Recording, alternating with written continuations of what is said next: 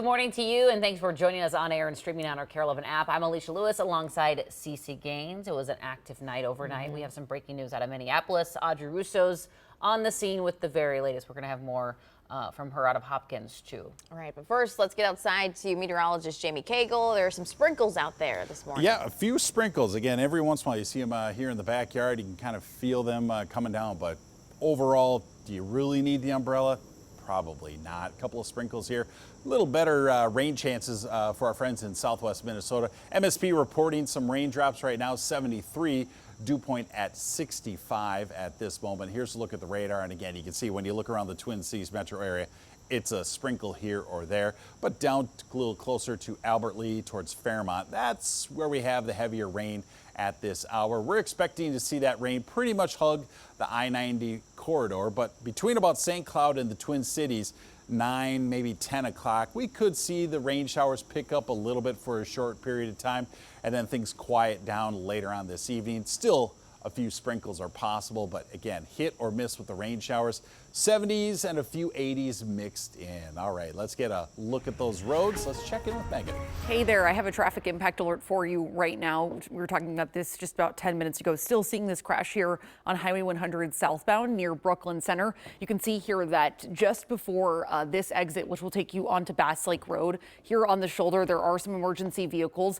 Right now, it's not necessarily closing down any lanes. Before, I did notice that cars were not going into this right lane because there were some emergency crews there. Now they are traveling. Also, the exit ramp still open, so it is causing just a few minute delay here. I would say that maybe add an extra 2 to 3 minutes to your drive. Right now, to get from 694 down to 394, it's going to take you about 9 minutes. Coming up here just after 6:15, I'll give you another look at that crash. We'll also talk about some weekend traffic closures that I need to tell you about.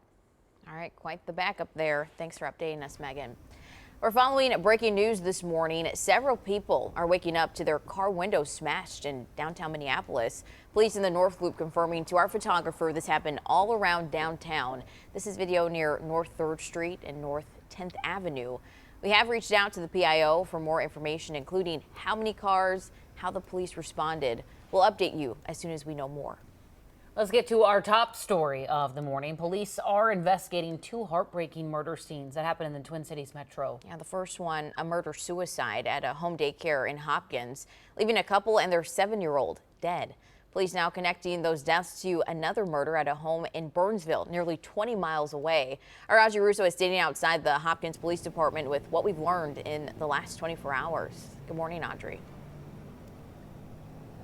Good morning. Hopkins Police Chief says that this was the type of crime scene that the responding officers will remember for the rest of their careers. He says that there was a man who stabbed his wife and his 7-year-old daughter inside the at-home daycare that the couple had operated since 2019. Take a look at this video. This was the crime scene from Tyler Avenue North yesterday. 6 other children were at the daycare at the time and are safe this morning. In fact, Hopkins police say that a parent dropping their child off at the daycare witnessed the crime and called 911. Now, they say that the suspect killed himself upstairs, and as the Hopkins community was reeling from all of this, Burnsville police, just hours later, discovered a body at the house where the suspect was last staying. We believe it is a close family relative of the suspect in Hopkins.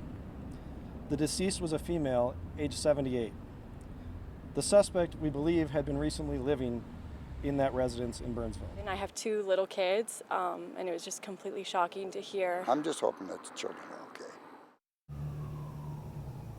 You could really hear the concern from those neighbors back in Hopkins. Now, a lot of the neighbors that I spoke with yesterday tell me that it's a relatively quiet neighborhood, and they didn't even know, for the most part, a lot of them didn't even know that there was a daycare on that street. Back to you. Just a horrific story. All right, Audrey Russo, thanks for the updates. And if you or someone you know is needing help getting out of a dangerous domestic situation, help is available 24/7. The crisis number line is on your screen. There's also a text line. The service is free and there are interpreters available. Well, if your phone wasn't working early this morning, you weren't alone. Thousands of Verizon customers reporting service was knocked out overnight, including the St. Croix County Sheriff's 911 service. That's back online now. According to Down Detector, the outages peaked around midnight with more than 2,000 customers. We checked right before the show. That number is down to 50. In just a few hours, St. Paul Mayor Kali Hur will unveil her 2027 city budget, just a day after Minneapolis Mayor Jacob Fry released his. Our Gordon Severson walks us through his proposal. Minneapolis is facing a $60 million budget gap with next year's budget, and Mayor Jacob Fry announced his plan to address it. He says to solve this problem with property taxes alone, he would have to raise property taxes by more than 19%. Now, to get that number lower, he's going with more of a balanced approach. He wants to raise property taxes by 11.3%, which is still very high compared to previous years in the city. But he would also want to cut 100 jobs in the city and also eliminate and cut the funding for some city programs as well. City council members have a wide range of opinions on this. Some of them say the cuts are too high. Some want to say that they want to see more cuts so they can keep the property tax increase lower. They will have until December 15th to pass a full city budget for next year. New numbers this morning show Minnesotans didn't just make their voices heard in Tuesday's primary, they showed up in record numbers. Secretary of State Steve Simon says more than 1.1 million people cast ballots. That's the biggest primary turnout in state history.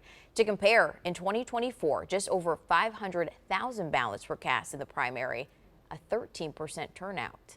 And the results set up another first. The next governor of Minnesota will be a woman after Lisa Demuth and Amy Klobuchar won their primaries, the first all-woman major party race in state history. Now, several other women have gotten close over the years, but no one has made it to the general election. Both Demuth and Klobuchar say they're not really focused on the historical aspect. Instead, they're looking forward to their showdown come November. Now, here are some key dates to remember for that general election. Mail-in and early voting starts September 17th over in Wisconsin and then the 18th here in Minnesota. If you're not registered, you have until October 13th in Minnesota, and Wisconsin voters have until October 30th. But you can register at the polls on Election Day, too, which is November 3rd. 6:08, we're live in New York City this morning with a major update in Luigi Mangioni's federal case. Multiple outlets are reporting the man accused of killing United Healthcare CEO Brian Thompson is working on a plea deal, citing close sources. We know a hearing was unexpectedly scheduled in federal court for tomorrow.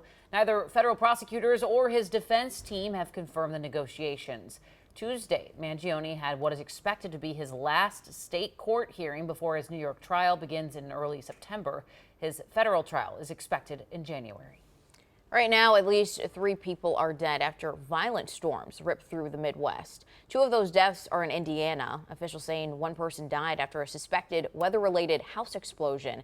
They also say a 4-year-old boy was killed when a tree fell on his home. And then outside Indianapolis, millions are dealing with catastrophic flooding, as much as 12 inches of rain falling in just 36 hours.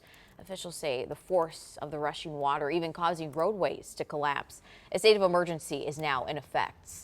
And the millions in Ohio also experiencing similar flooding. The state's governor confirming a person died after suffering an emergency when first responders were unable to reach them. The governor also saying a lightning strike left more than a dozen people injured at a correctional facility.